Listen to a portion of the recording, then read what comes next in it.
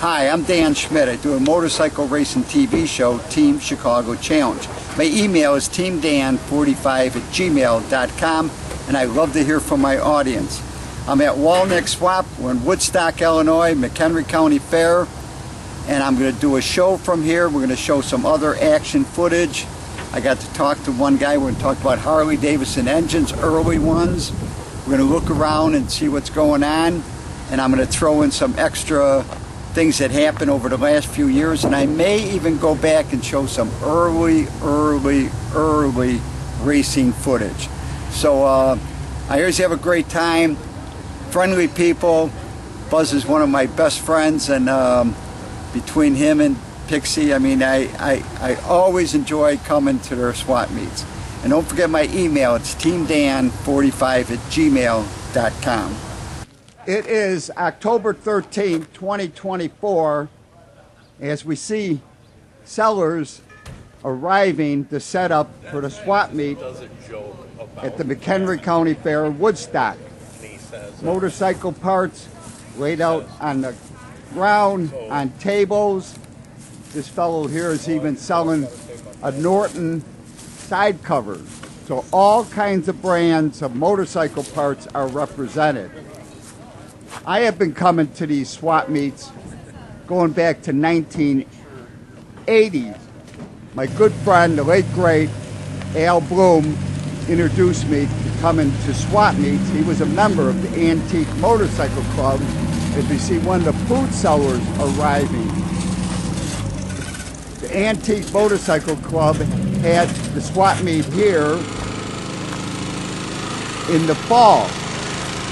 This gentleman here has a great selection of metal signs that he sells, motorcycle related, beautiful artwork. But the Antique Motorcycle Club let the people sell out in the parking area. None of the buildings were used back then. Buzz Walneck started the spring motorcycle swap meet here sometime in the 1980s also. Buzz held his first swap meets in the parking lot at Santa Fe Speedway going back to the 1970s.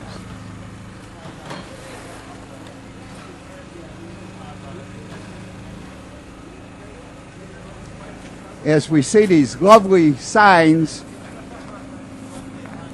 I wonder who designs all of these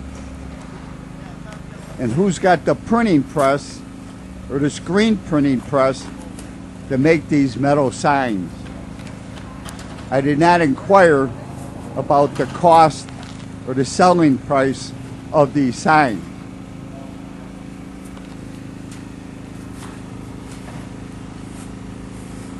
I also participate at this event because I've been selling motorcycle t-shirts for a long time.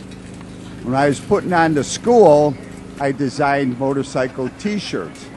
As you see, more people are setting up McHenry County Fair, getting ready to sell. We see a gentleman here setting up his hot dog truck. If you're going to have folks, you're going to have food. I came out this year with my Trump motorcycle t-shirts, a lovely design that I came up with. And I also sell DVDs. I've got the Gary Nixon interviews and the Peoria information. And I had the opportunity to talk to Buzz Walneck. So let's go to that right now. Buzz Walneck, and we're in Woodstock, Illinois at the swap meet. Well, this is the fall swap meet. Now you have 4 swap meets here during the year, right? Is yes, it 4? We do. Yes, okay. So for the average person out there, I say at the end of my show, when I talk about the swap meet, I say if you want to learn about motorcycles, probably the best place you could go is to a swap meet. Because if you go to a dealer, the dealer is only going to talk about his brand. If you come to a swap meet, not only will you see the parts that make up these motorcycles, but you can talk to different people and talk about American-made bikes, British bikes, Japanese bikes. You have the whole variety at one location. Which is true. We do get all kinds of models, people bring in unusual stuff. We are taking in, it's a surprise every time we come to open up the swap meet that we have. People don't call ahead of time and say, I've got this, I've got that. You just open the door and you can find a lot of unusual things that you wouldn't know otherwise. And I think all the people selling are very knowledgeable about what they're selling. So if I just had an interview, which will be part of the show, as we talk about a 1948, 49 Harley flathead engine. And I mean, if you went to a Harley dealership nowadays, I don't think even half the people there would know how to explain the engine. Sure, absolutely. And there's always a surprise, a nice one. And if you're looking to, and the pricing, if you can come up with the price, how much is that? And if you say, well, no, that's a little too much, okay, I'll drop the price down. I'll do what you want, which is something that you couldn't get at a store, where they've got something that is going to be my price and that's it, period. Well, we're both old enough to remember Maxwell Street. Now, if you went down to Maxwell Street, yes. I mean, when I first started going to go race, I needed some boots. I bought lineman boots down at Maxwell Street. So it's basically the same thing. This is an open flea market, but aimed towards motorcycle parts. And like I said, the motorcycle history is right here. Yeah, I'm a Chicagoan guy myself, and I have been down to that area and bought something or other. I don't think it was boots, but I'm with you on that one. So you have a schedule. The best place to get your schedule is going to the website, which is walneckswap.com. Yeah. And that will be kept up to date on what the details are. And we are doing 21 events this year coming up. We've added one on for 2025. Yeah. And you're all the way, you got Kentucky, Ohio, Illinois, and any other states? Michigan, right. Yeah, so we're spread out. Right, keeps you busy. And people say, are you retired? And I say, no, we are really tired. No, but I like I said, I advise my audience, anybody watching this, if you got the time, find out about a swap meet, one of Buzz's swap meets, and come and hang out and talk to people and learn something. That's right. I go along with that. Okay, well, next one is the next one in Illinois, because Morris is the next one, but Princeton, Illinois, and that's an indoor one. Yeah. And Princeton, Illinois is straight out Interstate 80. Yeah, really is. Like pretty well the same road. Right. Farther down. And at that one we were adding on for this next upcoming year of 95. We'll have one more event at that location.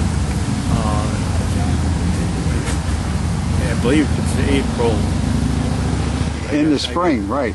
Yeah. So the early one. There's the early one, and then when we started getting it warm out, We may be able to use in and out at that second location, and then toward the end of the year will be the final one for the year. But next spring, April, back here at Woodstock.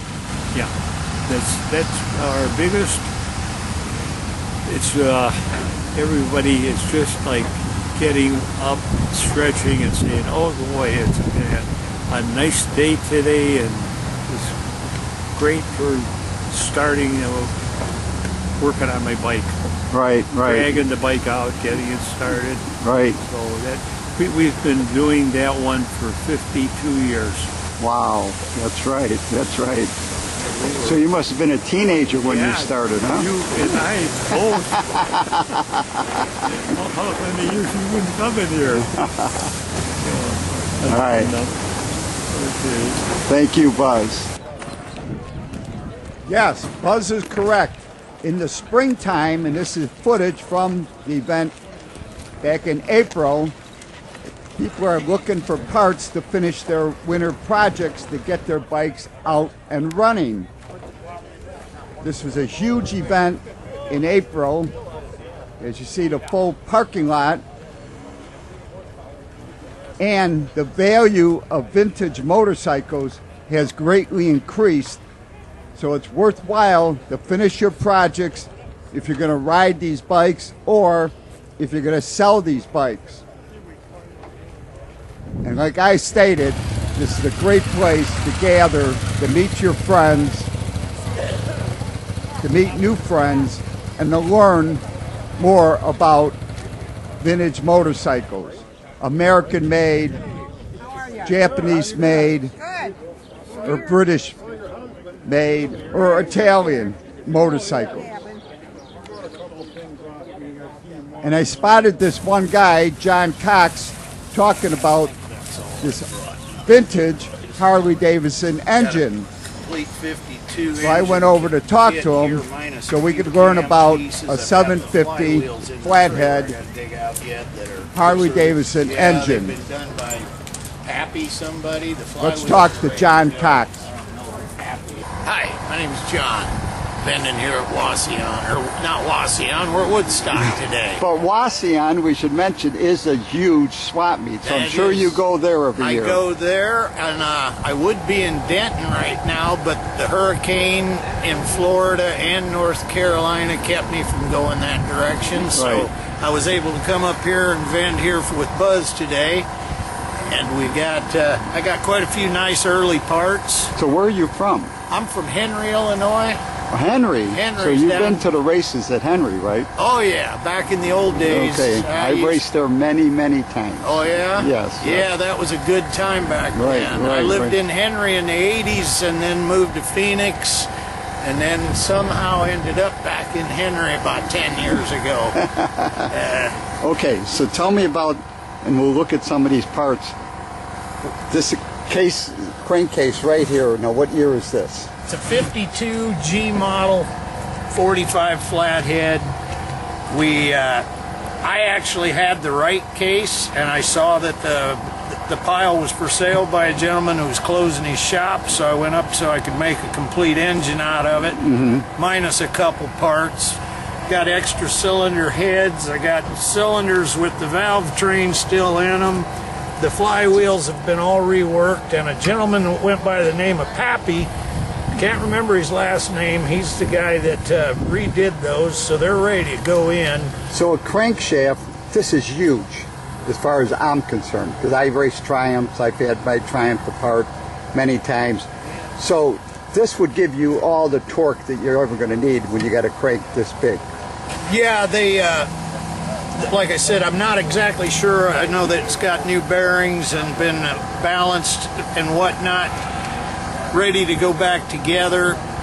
The cases now are mismatched, so they'll have to be line bored, I would assume, to get proper fitment. Right. They're only a couple years apart, which is kind of unusual to be able to find anymore. And we should mention that this is a flathead engine, meaning that the valves are, well actually... Valves are in the cylinder. Turn the cylinder over so we can see this.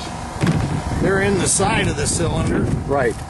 So Side valve. this is a side valve engine. You can see the valves open and close this way, and then the fuel mixture is pulled in, down, and then compressed. The one disadvantage to this, and this is why Harley-Davidson could run 750s and British bikes were limited to 500 because the British bikes had overhead valve. The trouble with a side valve engine is if you increase the compression too much, you lose the flow. So those side valve engines, the K models and that they raced, it was a fine line between what compression you could run, how much, because you need the flow. If you don't have flow, you're not going to make any horsepower. Exactly. So it's really great that I get to see something like this in pieces, so that my audience, because most of my audience I think are young guys like me. Us young fellas. 66 is just around the corner for me. Well, I'm a little bit older than that, but when I got into racing, it was just at the point in 1968 or 69 they changed the rules so that the British bikes could also be 750s. And so the British bikes had a little domination there for a while because the Harley guys ran Sportster motors basically with the iron cylinders bored down to 750, but they had an overheating problem. And then Harley created the XR 750 aluminum engine that really made close to 80 horsepower, made more horsepower than any of the British bikes. Yeah, and that dominated after that. They did. I mean, I know myself because I had my Triumph and I became uncompetitive except at a TT. Okay, so something like this, what kind of money would you be looking for to sell it to somebody? Complete. What I have is a minus a cam cover and the cams, but other than that, it's complete. Here's a whole tub full of extra parts. Yeah, and all the engine spring hardware. For the kickstart, right? We got engine hardware. We got valve you got roller, rods, right? I'd be looking at asking price of around $1,800 for it. I'd like to get $1,500 for the pile. Got a really nice generator with it. So a person who bought this, oh, you got pistons too? There's some pistons. New from Bob's Cycle in Phoenix, Arizona. When I moved there in '83, I did business with Bob, so I don't know if he's still open or not. That was a heck of a nice shop back in the day, though. He had all your early stuff. Right. I got run over by a tow truck in Phoenix on 52 Panhead, and Bob ended up buying what was left of it. Uninsured tow truck. All right, so if someone bought this, how much would they have to spend, you think, to get the motor complete? That as depends. Far as parts? Parts-wise, a cam cover, the rest of the pieces you need for this side, an oil pump, you're probably looking at another $400 or $500. Typically, this setup would be for a guy that's got extra parts at home and he does his own engine work, and he's not going to have to spend a fortune. Because the labor would be... What would someone charge labor-wise to put this engine together? Anywhere from $2,000 to $3,000? I had a friend of mine rebuild a generator shovel for me, about top to bottom balanced, the whole 9 yards, parts, everything. And it was about $2,700 back 10, 12 years ago. Right. So the sky's the limit anymore. Labor rates have gone through the roof, as you know. I just paid an ungodly amount to have a heater core put in this van. So you pull in with this old junk and you know you're going to spend a lot of money. But this here is, like I said, ideally for the engine builder himself. Right. Got the extra parts at home and needs this to finish it up. Right. Well, this is great. Yeah, it's just, this stuff's getting harder and harder to find. Now, do you run a business, or, I mean, you don't have a website, you just basically... It's more of a hobby now. Right. I buy the old AMF bikes and kind of put them back to stock. I've built a lot of customs, pan heads. I got a little bit of everything in the shop. Right. I've got one of every overhead valve in my building that Harley made, from a knucklehead all the way up to an M8. So there's one of all the overhead valves at my place. Right. A little bit of an addiction, I guess. Right. Well, thank you. This is very interesting. Well, thanks for your time, too. Now that was a priceless conversation. I had another young guy come up to me and ask, when did I get into racing? So I'm going to show you some footage. Millburg Speedway, 1971, back when I got into motorcycle racing. Let's go to that right now. In 2020, when the Chinese plague hit America and racing was stopped in the USA, I sat down with my granddaughters and went through my photo albums, and I told the story of my history. All that is up on YouTube. As we look at some pictures from Millburg Speedway, when I was talking to my granddaughter Taylor, I then showed the film that was shot at Millburg Speedway on Super 8 film in 1971. My good friend, the late great Tom Yunker, was standing on top of my Dodge van. There was my little brother Joey helping me adjust the clutch as I head on over to the start-finish line. It is Jerry Scheffler who was the starter, and Ken, his younger brother, did the staging. So they have a conversation. Jerry gets back into the circle and gets ready to start this race. I am on the inside, running second place, and then I let off the gas a little bit, going through turn 3 and 4, and I'm running in third place. So this probably would have been in July or August. I do not have the names of the other racers in this race, but we were running the B class, Open B. There was an A class, and those guys were a lot faster. One of the people I remember was Punk Wells racing his Harley in the Open A class, and he really flew around Millburg Speedway. You can see I'm trying to catch up with the bike in second place. But this is how you learn how to race. If you wanted to race motorcycles, you went to amateur racing to learn how to race. And I should point out that my Triumph is just a stock 650 Bonneville, but I did buy a Cherry front end that I still have on my Trackmaster Triumph today.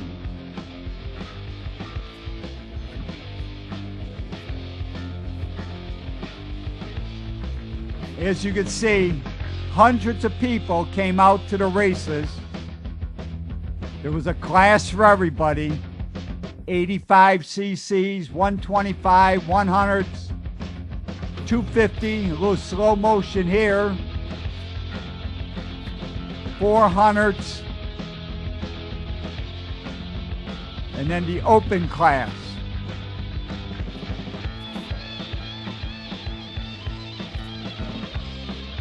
Of the two racetracks back then, Millburg Speedway and Sycamore Speedway, I did like Millburg a little bit better, but it was 100 miles to drive to Millburg, where Sycamore was only about 50 miles.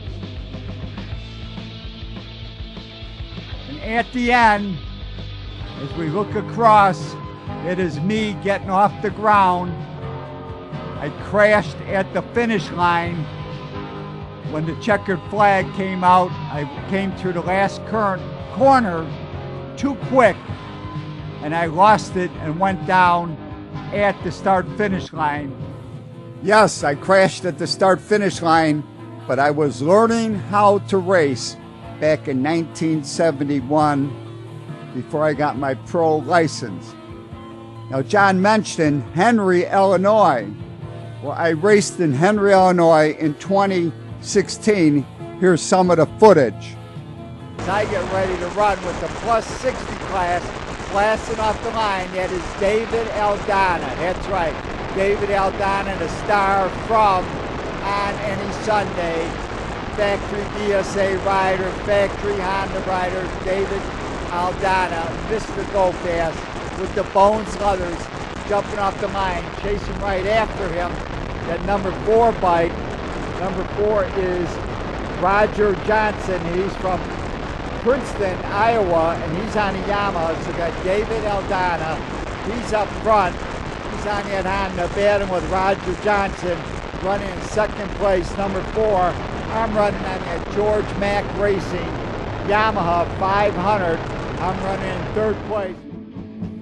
Well, we are running out of time today. For more information on Buzz Walneck Swap Meets, go to his website, walneckswap.com. Walneckswap.com, and get the schedule for 2025. I always have a great time at any of Buzz's swap meets. Contact me, and I'd love to hear from my audience. It's teamdan45@gmail.com. Remember, you can always search on YouTube with Dan Schmitt Motorcycle Racing for great motorcycle racing action, Dan Schmitt Politics, to learn what makes America great. And I highly encourage you to visit the World of Motorcycle Museum. They're in Winamac, Indiana, 4 miles south of North Judson on Indiana Highway 39. But give them a call first at 574-896-3172.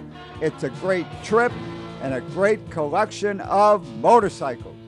If you want to pick up your copy of the Team Chicago History Package, go to Rich's Yamaha in Lockport, Illinois. But give them a call first at 815-838-8130. Their website is richesyamaha.com. And come out and ride new Yamaha motorcycles June 13th, 14th, and 15th. And I will be there on June 13th. And for Walneck Swap Meet dates coming up, we got Springfield, Ohio, Morris, Illinois, Woodstock, Illinois, Oregon, Illinois, Springfield, Ohio. Oregon, Illinois is the Rock River Riders Club Grounds